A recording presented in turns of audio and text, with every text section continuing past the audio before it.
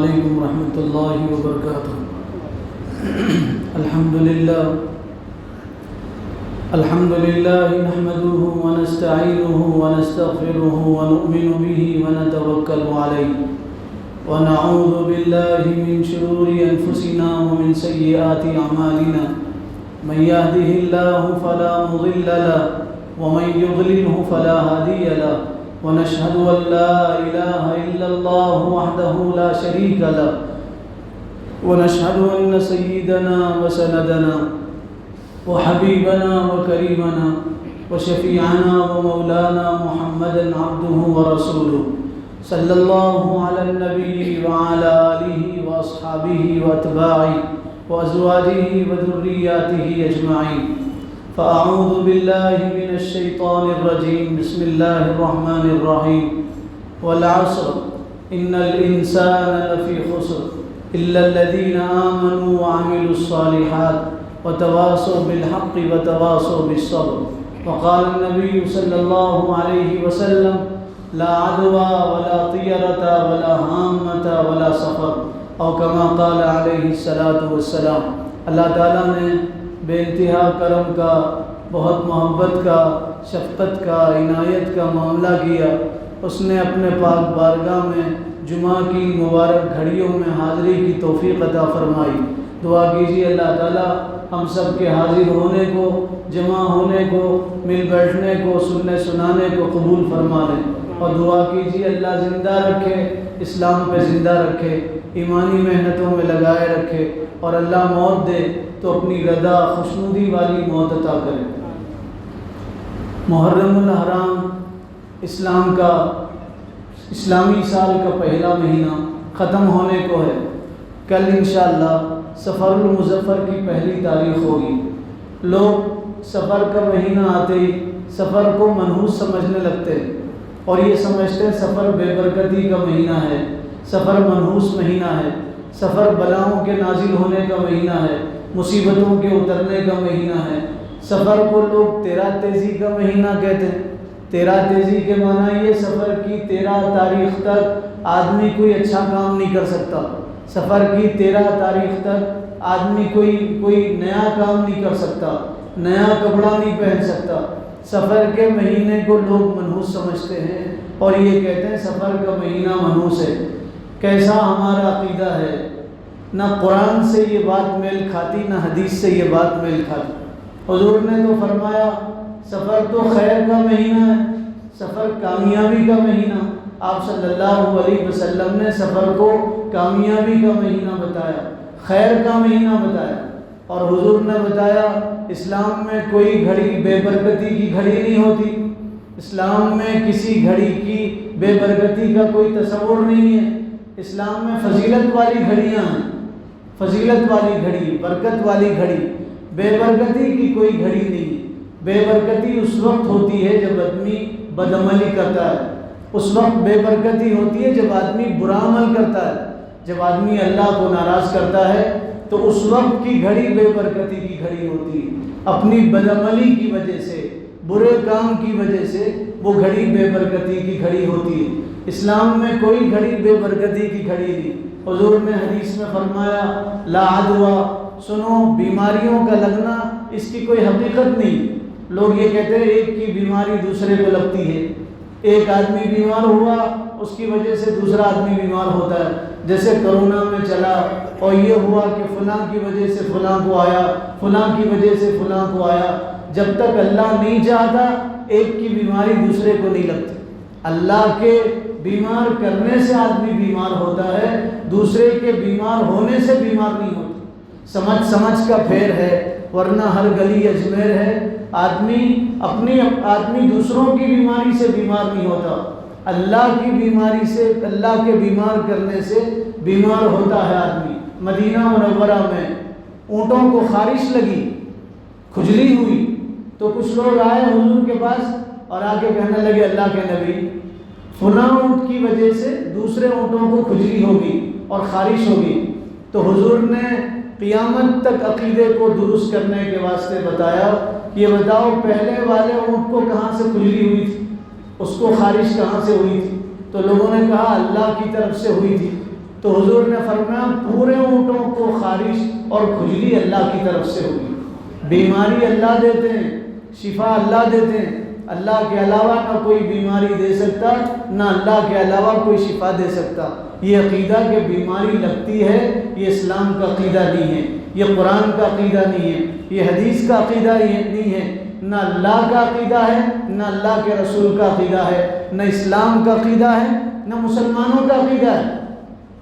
اگر کوئی عقیدہ رکھتا ہے کہ بیماری لگتی ہے تو وہ اسلام سے خارج ہے۔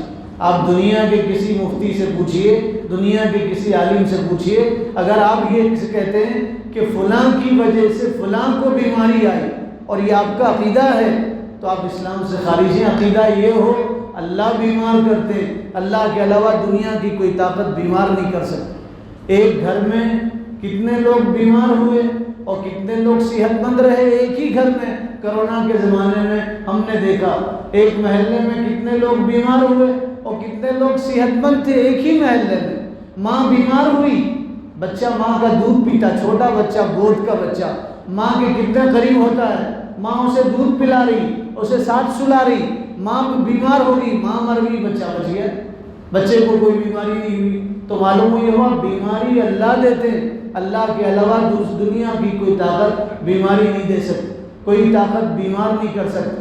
لوگ کہتے ہیں کہ فلاں آدمی نے آپ پہ جادو کیا، فلاں کے کرنے کی وجہ سے ایسا ہوا، تو یہ عقیدہ غلط عقیدہ ہے۔ اس میں کیا طاقت ہے وہ کرنے کی، کرانے کی؟ وہ کیا کر سکتا ہے؟ یہ کہو اللہ کے کرنے کی وجہ سے ہوا، اللہ نے چاہا تو ہوا، اللہ نہیں چاہتے تو نہیں ہوتا تھا۔ تو رسول اللہ نے فرمایا لا عدویٰ، بیماری کا لگنا کوئی حقیقت نہیں۔ فرمایا ولا طیرۃ، زمانے جاہلیت میں لوگ سفر میں نکلتے تھے، سفر میں نکلنے سے پہلے پرندہ اپنے پاس رکھتے تھے اور شہر سے باہر جاتے تھے اور پرندہ اڑاتے تھے۔ اگر وہ پرندہ رائٹ سائڈ میں جاتا تھا، داہنی طرف میں، تو ان کا عقیدہ یہ ہوتا تھا کہ اب ہمارا سفر کامیاب ہے، اب ہمارا سفر کامیاب ہے، اب ہمیں سفر کرنا چاہیے، تو سفر کر لیتے تھے۔ اور اگر ان کا پرندہ بائیں طرف اڑتا تھا، لیفٹ سائڈ میں اڑ جاتا تھا، تو عقیدہ ان کا یہ تھا جو پرندہ لیفٹ میں اڑے گا اس سے ہمارا سفر خراب ہو جائے گا اور سفر ہمارا ناکام ہوگا۔ پرندوں کے اڑنے سے تقدیر کیسے بدلتی؟ تقدیر تو اللہ لکھنے والے، تقدیر اللہ نے لکھ دی ہے ماں کے پیٹ میں، قلم خشک ہو گئے، اللہ بدلے تقدیر تو تقدیر بدلتی ہے، اللہ کے علاوہ دنیا کی کوئی طاقت تقدیر نہیں بدل سکتی۔ پرندہ وہ تو اللہ کی مخلوق ہے، اللہ نے سب سے افضل انسان کو بنایا، انسان پرندے کے بارے میں سوچ رہے ہیں اس کے غلط رخ پہ اڑنے سے میرا سفر ناکام ہوگا۔ اس سے بڑا پاگل، اس سے بڑا جاہل، اس سے بڑا بدعقیدہ کوئی نہیں ہے۔ پرندے کے اڑنے سے تقدیر کا کیا تعلق؟ بہت سارے لوگ راستے چلتے چلتے بلی راستہ کاٹ لیتی ہے تو پیچھے پلٹ جاتے ہیں اور یہ سوچتے ہیں بلی راستے سے گزر گئی اب میرا سفر کامیاب نہیں ہوگا۔ ایک حافظ صاحب ہمارے ساتھ تھے، ہم راستے میں جا رہے تھے، کار ساتھ میں تھی، ایک بلی سے ٹکر ہو گئی تو وہ کہنے لگے اب سفر میں تو نہیں آ سکتا، آپ جاؤ۔ حافظ ہیں، حافظ قرآن ہیں، یہ کہنے لگے بلی مر گئی، بلی راستہ کاٹ لی، اب ہم آگے کا سفر ہمارا کامیاب نہیں ہو سکتا۔ ان کو بہت سمجھایا گیا، منایا گیا، ان سے کہا گیا آپ چلو تو صحیح، دیکھو تو صحیح۔ انہوں نے کہا نہیں میں اب آگے نہیں آ سکتا، خطرے کی گھنٹی۔ ان کو وہیں اتار دیے، ہم آگے چلے گئے، ہمارا سفر کامیاب ہو گیا۔ وہ واپس جا رہے تھے، ان کا ایکسیڈنٹ ہو گیا، واپس جا رہے تھے، ان کا ایکسیڈنٹ ہو گیا، ہمارا سفر کامیاب ہو گیا اور ہم جتنا سوچتے تھے اس سے زیادہ کامیاب۔ بلی کے گزرنے سے سفر کیسے ناکام ہوتا ہے؟ بلی میں کیا طاقت ہے آپ کے سفر کو ناکام کرے؟ بلی میں وہ کیسی قدرت ہے کہ آپ کے سفر کو ناکام کر دیتی ہے؟ بلی تو مخلوق ہے، اسے اللہ نے پیدا کیا، آپ کے لیے بنایا، بلی آپ کے لیے بنائی گئی۔ اللہ تعالیٰ نے قرآن میں فرمایا ساری کائنات انسان کے لیے بنائی گئی۔ حضور نے فرمایا تم اللہ کے لیے، آخرت کے لیے بنائے گئے ہو، یہ کائنات تمہارے لیے بنائی گئی۔ شیر تمہارے لیے، ہاتھی تمہارے لیے، بلی تمہارے لیے، مرغی تمہارے لیے، سب جاندار تمہارے لیے بنائے گئے، یہاں تک کہ جنات تمہارے لیے بنائے گئے، انسانوں کے لیے بنائے گئے، موذی جانور انسانوں کے لیے، فائدہ مند جانور انسانوں کے لیے، سورج انسانوں کے لیے، چاند انسان کے لیے، زمین آسمان انسان کے لیے۔ اور چھوٹی سی بلی گزر جاتی تو آدمی کا دماغ خراب ہو جاتا، اس کا عقیدہ بگڑ جاتا ہے۔ اگر آپ یہ عقیدہ رکھ رہے ہیں کہ بلی کے گزرنے سے میرا سفر ناکام ہوگا تو آپ عاشق رسول نہیں ہو سکتے، آپ رسول اللہ کے غلام نہیں ہو سکتے۔ حضور نے فرمایا ولا طیرۃ، بلی کے گزرنے سے، پرندے کے اڑنے سے کیا ہوتا؟ بہت سارے لوگ فال کھولتے ہیں، طوطے والے کو بلا کے فال کھولتے ہیں، عجیب، طوطے والا آتا ہے 5 روپے اس کو دیتے ہیں، 10 روپے، اور طوطا فال کھولتا ہے، پرندہ فال کھول رہا ہے انسان کا، اور وہ چٹھی نکالتا ہے، وہ پڑھ کے بولتا ہے آپ کو 2 بیویاں ہوں گی، آپ کے 2 گھر ہوں گے، آپ کے 2 گاڑیاں ہوں گی، ایک بھی شادی نہیں ہوتی بیچارے کی زندگی۔ اچھا، فال کھولنے والا جب دوسروں کا فال کھولتا ہے، اپنا فال کیوں نہیں کھولتا؟ گلی گلی فال کھول کے 10-10 روپے کما کے زندگی گزارتا، گلی گلی گزرتا ہے، گھر گھر جاتا ہے، لوگوں سے کہتا ہے فال کھولو 10 روپے دیو، فال کھولو 10 روپے دیو۔ اپنی تقدیر کیوں نہیں بدلتا اس پرندے کی وجہ سے؟ اپنی تقدیر کیوں نہیں بدلتا؟ اس کا گھر گھر جانا اس بات کی علامت ہے، اس کا کاروبار ہے، وہ عقیدے کا، تقدیر سے اس کا کوئی تعلق نہیں۔ مشکات شریف میں ہے، حضور نے ارشاد فرمایا کوئی بندہ اپنا فال کسی کے پاس کھلاتا ہے، ہاتھ بتاتا ہے اور یہ کہتا دیکھو میرا ہاتھ اور میری تقدیر بتاؤ، میرا بھوش بتاؤ، میرا مستقبل بتاؤ، فرمایا 40 دن تک اس کی نماز قبول نہیں ہوتی۔ ایک مرتبہ فال کھولنے والا 40 دن تک رسول اللہ نے فرمایا اس کی نماز قبول نہیں ہوتی۔ اور اگر کوئی عقیدہ رکھ کے فال کھولتا ہے تو اس کو کلمہ پڑھنا پڑے گا، اسلام سے خارج ہو جاتا ہے، اسلام سے اس کا پھر کوئی تعلق باقی نہیں ہوتا، اسلام سے خارج ہو جاتا ہے۔ بہت سارے لوگ راستے میں تماشا لگاتے ہیں اور یوں کہتے ہیں آؤ ہم تمہارا بھوش بتائیں گے، فیوچر بتائیں گے، مستقبل بتائیں گے۔ ایک صاحب راستے میں تماشا کر رہے تھے، لوگوں سے کہہ رہے تھے آؤ میں تمہارا بھوش بتاتا ہوں، تمہارا مستقبل بتاتا ہوں۔ تو لوگ جا رہے تھے، اسے پیسے دے رہے تھے، وہ لوگوں کو ان کا بھوش بتا رہا تھا۔ ایک پڑھے لکھے آدمی صحیح العقیدہ، جن کا عقیدہ صحیح تھا، وہ گئے، انہوں نے دیکھا یہ لوگوں کو پاگل بنا رہا ہے، ایک بڑا پتھر لے کے آئے اس کے پاس، یہ بتا، اس سے کہا یہ بتا دوسروں کا بھوش تو بعد میں بتا، اپنا بتا، یہ پتھر تجھ پہ پڑے گا نہیں پڑے گا؟ اب وہ ہکا بکا رہ گیا، اگر وہ بولتا پڑے گا تو یہ پتھر سے نہیں مارتے تھے، اور اگر وہ بولتا نہیں پڑے گا تو پتھر سے مارنے والے تھے۔ اب پریشان ہوا، آنکھوں میں کہنے لگا پیٹ کا مسئلہ ہے، چھوڑ دیجئے مجھے۔ تو آدمی اپنا بھوش نہیں بتا سکتا، دوسروں کا کیا بھوش بتائے گا اور دوسروں کا کیا مستقبل بتائے گا؟ لوگ پتھروں سے عقیدے رکھتے، پتھر سے۔ افسوس، مسلمان جیسے غیر مسلم پتھر سے عقیدہ رکھتے، مسلمان پتھر سے عقیدہ رکھ رہے ہیں کہ فلاں پتھر پہنیں گے تو ہماری تقدیر بدلے گی، دین اچھے آئیں گے، دین اچھے آئیں گے۔ ارے ہمارے دیش کے پردھان منتری اب تک بولتے رہے اچھے دن آئیں گے، نہیں آئے، پتہ نہیں پھر آئیں گے نہیں آئیں۔ ان کے ہاتھ میں کیا ہے اچھے دن لانا؟ پتھر کے ہاتھ میں کیا ہے اچھے دن لانا؟ لوگ بولتے فلاں کلر کا پہنو اچھے دن آئیں گے، آپ کی بلائیں دور ہوگی، آپ کی مصیبتیں دور۔ پتھر کیسا تقدیر بدل سکتا ہے؟ وہ تو بے جان ہے، اللہ نے اسے انسان کے لیے بنایا، وہ انسانوں کی تقدیر کیسے بدل سکتا ہے؟ پتھر میں کوئی حقیقت نہیں ہے۔ فرمایا پرندوں کے اڑنے میں کوئی حقیقت نہیں۔ لوگ کہتے ہیں روحیں پھرتی، روح بد روحیں پھرتی ہیں اور وہ روح انسان کے بدن میں آ جاتی ہے۔ یہ مشرکانہ عقیدہ ہے، اپنے عقیدے کو درست کر لو۔ اسلام کا سب سے بڑا امتیاز یہ ہے، اسلام یہ بتاتا ہے اللہ ایک ہے، سب کچھ کرنے والی ذات اللہ کی ہے، اللہ کے علاوہ دنیا کی کوئی طاقت کچھ نہیں کر سکتی۔ قرآن شروع کرو اور ختم کرو، شروع قرآن سے لے کے آخری قرآن تک اللہ یہی بتا رہے ہیں الحمدللہ رب العالمین، تمام تعریفیں اس رب کے لیے جو تمام جہانوں کا پالنہار ہے، اس اللہ کے لیے جو تمام جہانوں کا پالن۔ روزی کون دیتے؟ اللہ دیتے۔ بیماری کون دیتے؟ اللہ دیتے۔ صحت کون دیتے؟ اللہ دیتے۔ جوانی کس نے دیا؟ اللہ نے دیا۔ بالوں کو سفید کون کرتے ہیں؟ اللہ کرتے ہیں۔ پوری دنیا مل کے کسی آدمی کے بال کالے کرنا چاہے ہمیشہ کے لیے نہیں کر سکتے۔ آدمی کے بدن کے بال کالے سفید ہو کے یہ بتاتے ہیں کہ میری قدرت اللہ کے ہاتھ میں ہے، تیرے ہاتھ میں نہیں، انسانوں کے ہاتھ میں نہیں، سب کچھ اللہ کرتے ہیں۔ 4 کلو کے انسان کو 1 کنٹل کا انسان کون بناتے ہیں؟ اللہ بناتے ہیں۔ کسی فیکٹری میں نہیں لے جایا جاتا۔ آپ ناخن نکالتے ہیں یا ناخن آپ کا ٹوٹ جاتا ہے تو اندر دیکھو گوشت نظر آتا ہے، پھر ناخن نکلتا، کون نکالتے ہیں؟ بال کاٹو آپ جتنی مرتبہ کاٹیں گے بال آئیں گے۔ آپ کے سر میں بال کی فیکٹری ہے، اسٹاک ہے بال؟ نہیں، بال تو اللہ نکالتے ہیں۔ ساری چیزیں اللہ کے قبضے قدرت میں، یہ عقیدہ ہے۔ اگر یہ ہمارا عقیدہ نہیں رہا تو پھر اسلام سے خارج ہو جاتے ہیں، پھر مسلمان باقی نہیں رہتے۔ سب کچھ کرنے والی ذات اللہ کی ہے، روح کی کوئی حقیقت نہیں ہے۔ لوگوں نے حضور سے پوچھا روح کس کو کہتے ہیں؟ یسألونک عن الروح۔ لوگوں نے پوچھا اللہ کے نبی یہ روح کیا ہے؟ تو اللہ نے خود فرمایا قل الروح من امر ربی، روح اللہ کے حکم سے جسم میں آتی ہے، اللہ کے حکم سے جسم سے جاتی ہے، ماں کے پیٹ میں آتی ہے اور زندگی میں جب اللہ چاہیں جب اللہ کے پاس چلی جاتی ہے۔ روحیں زمین پہ نہیں بھٹکتی، نیک لوگوں کی روحیں ایک جگہ جاتی ہیں، برے لوگوں کی روحیں ایک جگہ چلی جاتی ہیں، زمین پہ نہیں رہتی۔ یہ مشرکانہ عقیدہ ہے۔ لوگ کہتے تھے جنگلوں میں روحیں بھٹکتی ہیں، جنگلوں میں روحیں بھٹکتی ہیں، روحیں گھروں میں بھٹکتی ہیں، روح انسان کے جسم میں آتی ہے۔ فرمایا روح کی کوئی حقیقت نہیں، روح تو مرنے کے بعد اللہ کے پاس چلی جاتی۔ عذاب روح کو ہوتا ہے، جسم کو نہیں ہوتا۔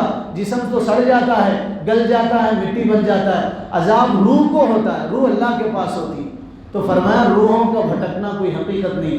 زمانے جاہلیت میں لوگ کہتے تھے الو کے پکارنے سے، الو کے پکارنے سے بلائیں آتی، مصیبتیں آتی، الو کے پکارنے سے۔ الو پکارے تو بلائیں کیسی آئیں گی؟ الو کے پکارنے سے مصیبتیں کیسے آئیں گی؟ الو تو پرندہ ہے، جانور ہے، اس کا کام ہے پکارنا۔ اللہ نے اس کو آواز ویسی دیا ہے، وہ رات میں پکارتا ہے، اسے رات میں نظر آتا ہے، اسے دن میں نظر نہیں آتا، وہ اللہ کی مخلوق ہے۔ اس کے پکارنے سے بلائیں کیسے نازل ہوتی، مصیبتیں کیسے نازل ہوتی؟ الو کے پکارنے کی کوئی حقیقت نہیں ہے، الو کے پکارنے سے کچھ نہیں ہوتا۔ آج بھی کچھ لوگ کہتے ہیں لیمبو لگاؤ نئی گاڑی پہ، نئی گاڑی کا ایکسیڈنٹ نہیں ہوگا، نئی گاڑی کی ٹکر نہیں ہوگی، لیمبو لگاؤ مرچیاں لگاؤ۔ کتنے گاڑیاں جس پہ لیمبو مرچی لگی ایکسیڈنٹ ہو رہے ہیں۔ ناریل لگاتے ہیں بلائیں نہیں آتی، مصیبت نہیں آتی۔ ارے ناریل بیچنے والا دنیا کا سب سے مالدار آدمی ہوتا تھا۔ اگر ناریل سے بلائیں مصیبت نہیں آتی تھی تو ناریل بیچنے والا دنیا کا سب سے مالدار آدمی ہوتا تھا۔ لیمبو مرچی بیچنے والے روڈ پہ لیمبو مرچی نہیں بیچتے تھے، سونے کی دکان میں بیچتے تھے۔ سب سے غریب ہوتے بنڈی پہ لیمبو مرچی بیچتے ہیں۔ لیمبو سے مرچی سے کیا ہوتا ہے؟ یہ تو کافروں کا عقیدہ ہے، مشرکوں کا عقیدہ ہے۔ ہم مسلمان ہیں، اللہ تعالیٰ نے اسلام جیسی عظیم دولت ہمیں عطا کیا، ہم رسول اللہ کے غلام ہیں، ہم وہ کریں گے جو رسول اللہ نے کیا ہے، اس سے بچیں گے جس سے رسول اللہ نے بچنے کا حکم دیا۔ نیمبو مرچی کیلے مارتے لوگ گھروں میں، کیلے مارتے، کہتے کیلوں سے اندر بلا نہیں آتی، مصیبت نہیں آتی۔ کیلے سے کیسی بلا؟ کیلے بیچنے والے روڈ پہ بیچ رہے، مالدار ہوتے تھے ہم، کیلے بیچنے والے، کیلوں سے کچھ نہیں ہوتا۔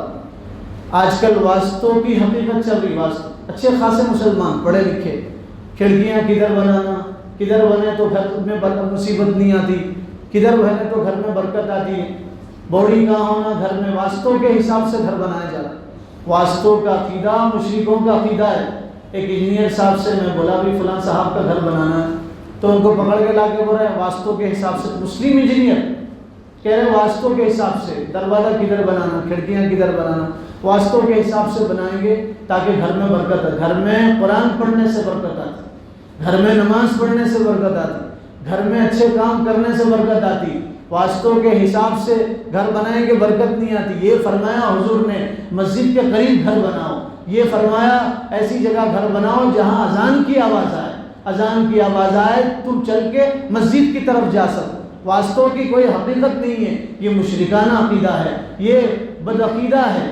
پھر فرمایا رسول اللہ نے سنو سفر کی کوئی حقیقت نہیں۔ سفر کے کیا معنی؟ سفر کس کو کہتے ہیں؟ سفر کے کیا معنی؟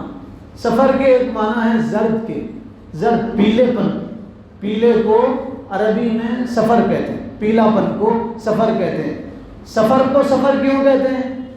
اس زمانے میں سفر کے مہینے میں درخت کے پتے پیلے پڑنے لگ جاتے تھے، پتجھڑ کا موسم آتا تھا، ایک موسم جانے لگتا تھا، ایک موسم آنے لگتا تھا، اس لیے عرب لوگ اس کو سفر کا مہینہ کہتے تھے، پتوں کے پیلے پڑنے کا مہینہ۔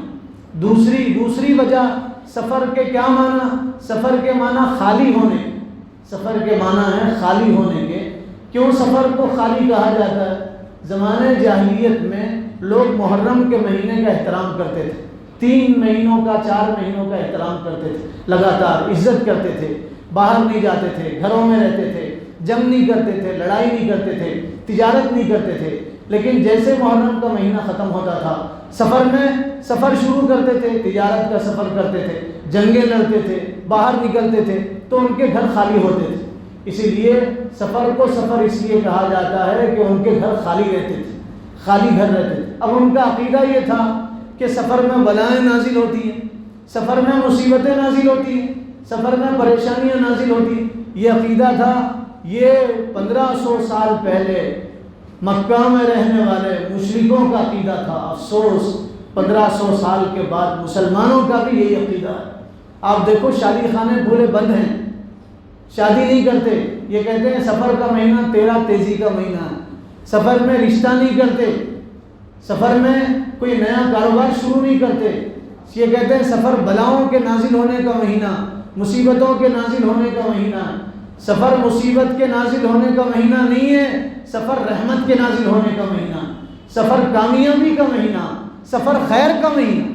رسول اللہ صلی اللہ علیہ وسلم نے ایک غزوہ کیا تھا، غزوہ ہوا تھا، غزوہ خیبر سفر کے مہینے میں ہوا تھا۔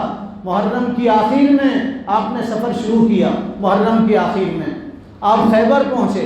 خیبر 150 کلومیٹر ہے مدینہ منورہ سے، یہودیوں کی بستی، یہودی بستے تھے، یہودی مسلمانوں کو بہت تکلیف دیتے تھے، روز سازش کرتے تھے، منصوبے بناتے تھے، روزانہ پلان بناتے تھے، مسلمانوں کا دل دکھاتے تھے۔ کل بھی یہودی مسلمانوں کے دشمن، آج بھی یہودی مسلمانوں کے دشمن، کل بھی یہودی مسلمانوں کے دشمن رہیں۔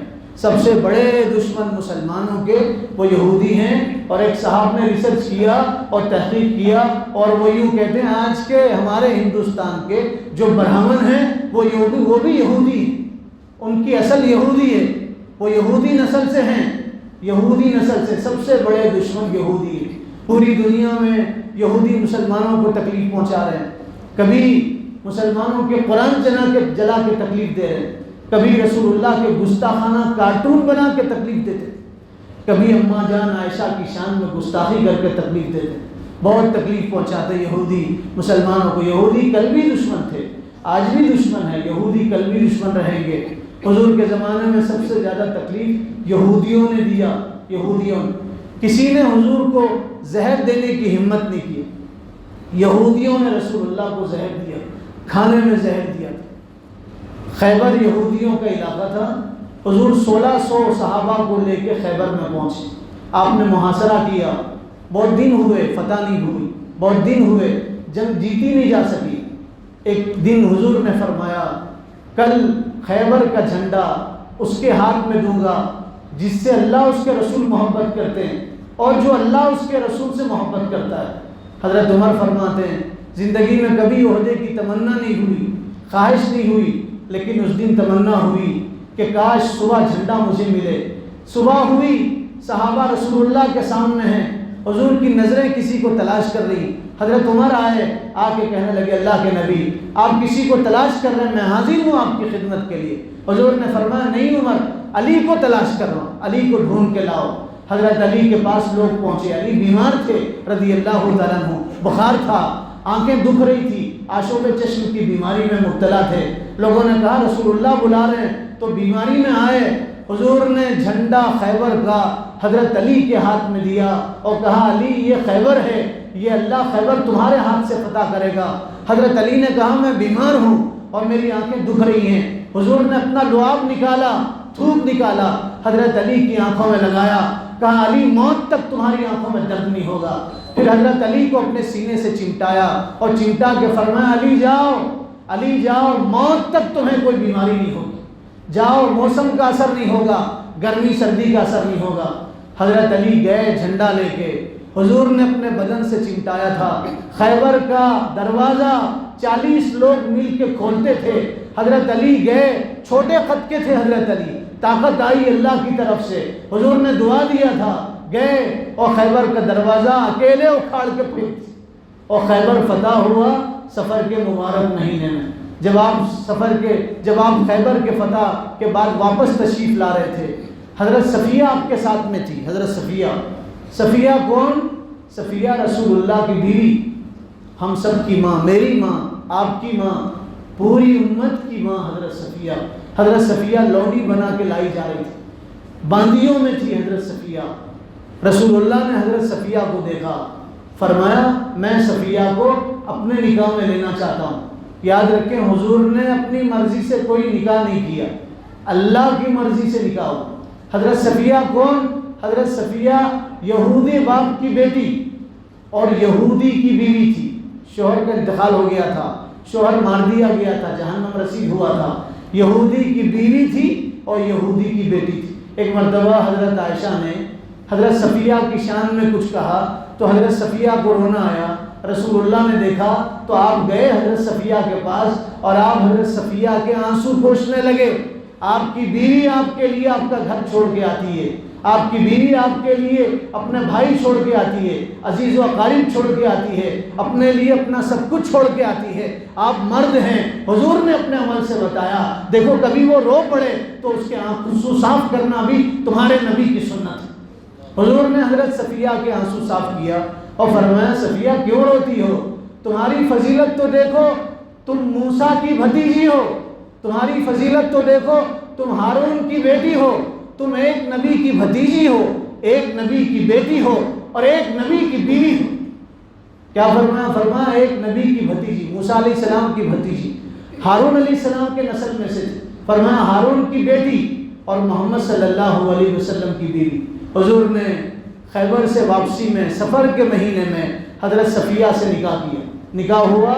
دوسرے دن رسول اللہ نے دسترخوان لگایا، ستو رکھا، کھجور رکھا اور دودھ رکھا، صحابہ کو بلایا اور بلا کے کہا آؤ تمہارے نبی کا ولیمہ کھاؤ، صفیہ کا ولیمہ کھاؤ۔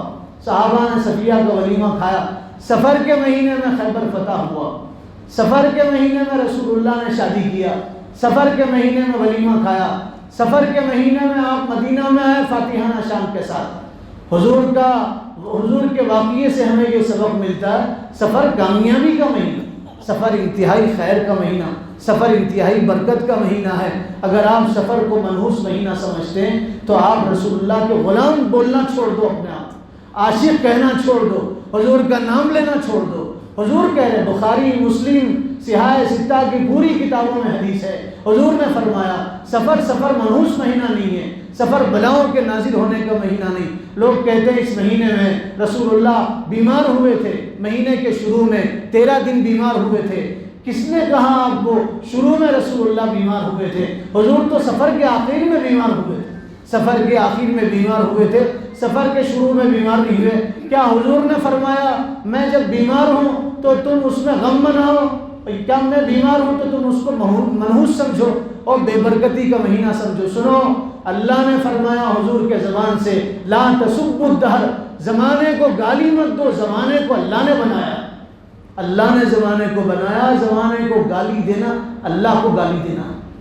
اور فرمایا والعصر، زمانے کی اللہ قسم کھا رہے ہیں اور فرمایا قسم ہے زمانے کی، اگر زمانہ خراب ہوتا، وقت برا ہوتا تو اللہ قسم کیوں کھاتے؟ اللہ فرما رہے والعصر، زمانہ برا نہیں، انسان تو برا ہے، ان الانسان لفی خسر، تو برا، تیرے اعمال برے ہیں۔ عقیدہ ہمارا یہ ہو اللہ کے علاوہ دنیا کی کوئی طاقت کچھ نہیں کر سکتی۔ حضرت عمر کا زمانہ ہے، حضرت عمر نے عمرو بن عاص کو بھیجا مصر فتح کرنے کے لیے، مصر فتح کرنے کے لیے وہ گئے فاتحانہ شان کے ساتھ مصر میں ایک رواج تھا، سال میں ایک مرتبہ ایک نہر تھی، خشک ہو جاتی تھی، مصر کی زمین سونا اگلتی، زرخیز زمین، آج بھی زرخیز زمین ہے مصر کی سرزمین۔ اکثر انبیاء مصر کی سرزمین پہ آئے تو وہاں دریا خشک ہو جاتا تھا اور ایک لڑکی کو دلہن بنا کے دریا برد کر دیا جاتا تھا، دریا میں ڈال دیا جاتا۔ ان کا عقیدہ یہ تھا دریا سال میں ایک مرتبہ ہم سے ناراض ہوتا ہے، ایک جوان لڑکی، کنواری لڑکی کو دریا میں ڈالیں گے تو دریا پانی دے گا، ایک لڑکی کو دلہن کا لباس پہنا کے دریا میں ڈال دیتے تھے۔ اسلام آیا، مسلمان کے دریا میں لڑکی کو ڈالنا چاہ رہے تھے، حضرت عمرو بن عاص نے روکا، کہا ہمارا امیر ہے مدینہ میں، ہم جب تک ان سے پوچھ نہیں لیں گے کوئی کام نہیں کرے گی۔ یہ تو اسلام کا عقیدہ نہیں، یہ ظلم ہے ایک بچی کے اوپر، اسے مار دیا جاتا ہے، اسے بھیڑ چڑھا دیا جاتا، ظلم ہے۔ اسلام کا عقیدہ یہ ہے پانی اللہ دیتے ہیں، ہمارا امیر ہے مدینہ میں، ہم ان سے مسئلہ پوچھیں۔ لیٹر لکھا، جب تک مسلمان کسی کو امیر سمجھتے رہے، مسلمان عزت پاتے رہے۔ اب تو گھر گھر امیر ہے، اب تو ہر آدمی امیر ہے، گلی گلی میں امیر ہے، ہر آدمی سیاست میں اپنے آپ کو بڑا سمجھتا ہے۔